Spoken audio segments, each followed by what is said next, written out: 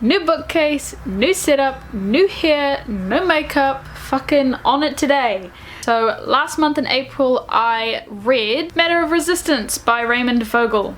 I read it on my phone. It's about a war between Martians and Earthkins, because the Martians have an element I think that corporate Earthkins want. It's a pretty cool concept, you know, intergalactic war. I am all for intergalactic war. I am also all for child geniuses or child heroes because we always have teen heroes. I love the little children ones. But concept was great, presentation not so great. None of the characters really stood out. They didn't exactly have the greatest personality traits. There wasn't anything defining in them. I found a lot of the time that I actually mixed the characters up. Probably should have read that it was written in 2007 and published in 2011, especially seeing as it's this guy's first book. So that probably would have told me, you know, it's not gonna be the greatest sci-fi.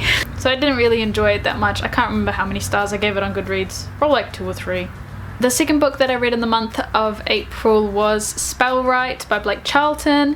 If you watched my March wrap up and TBR, you would have seen me gush about this book and its original concept. Again, the concept was really cool. It's a world where words are magic. But the presentation, I didn't know you could fit that many tropes in one small book. But this guy managed to do it.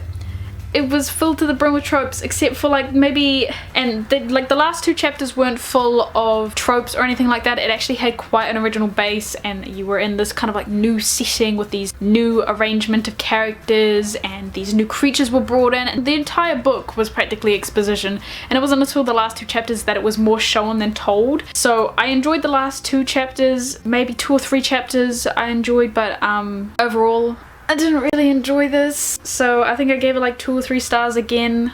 Yeah, I mean, at least I reread it, at least I tried, you know, but I don't think it's going to be compelling enough for me to pick up the second and third book. I'm gonna give that series a miss. And the last book that I read in the month of April was Prince Caspian, The Return to Narnia, a story for children by C.S. Lewis. I love the Narnia world. Like, I remember when the old videos, yes, videos as in VCR videotapes, were out for the Chronicles of Narnia, and it had, I think there were like 4 or 5, it was the real olden day ones, and I remember loving it then. And then I remember when they created the new films, and that was so awesome as well. And then I got The Magician's Nephew, which is the first book in the series, and I absolutely loved it. And I recently bought myself this one because who reads series in order? Everyone but me. It's practically about what the movie's about, except this book kind of takes a more childlike approach. It's a very once upon a time in a land far, far away kind of vibe to it. It's very children friendly, like it says, a story for children. It's about a lion and kids and fawns and dancing trees. There's a pretty little dancing tree on it. That was all I read for the month of April. If you have seen my last video, you will know that I bought a whole bunch of books and that I have no fucking clue which ones to read first. So I asked a friend and she told me to start reading Fighting Pecks by Robin Jarvis. I'm pretty sure this is the last book in the Dancing Jack series, and I don't need to reread the first 2 books to kind of understand what's going on in this book, because the first 2 books are so freaking gory that I just can't forget the events that happen in them. So I am reading this right now, so there's one down.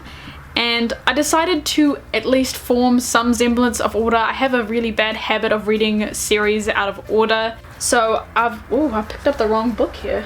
So I've got a bunch of sequels here. I'm not sure which order I'm going to read them in, but I know that I want to read these first before rereading a bunch of the series that I now own the entirety of. And in this little group would be The Art of Hunting by Alan Campbell, The Fell Sword by Miles Cameron, and Silverthorn by Raymond E. Feist. Also, let's just take a minute to appreciate these.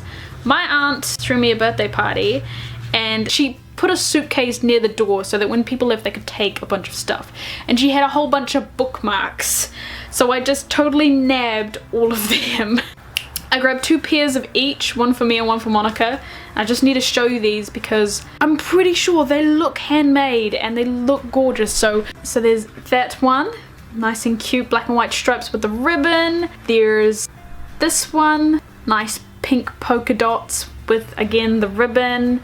And then there's another one, black and white polka dots, again with more ribbon, because I mean you don't have enough ribbon.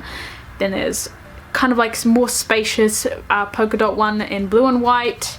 And then there's this cool as one with skulls. I'm pretty sure I'm going to use this for when I'm reading the Enemy series, because it's about zombies and this would be an awesome bookmark for it. So big thank you to my aunt for making these. They're freaking awesome and I love them and I'm so going to use them. God, I can't say goodbye to these fucking things. Yeah, now bye.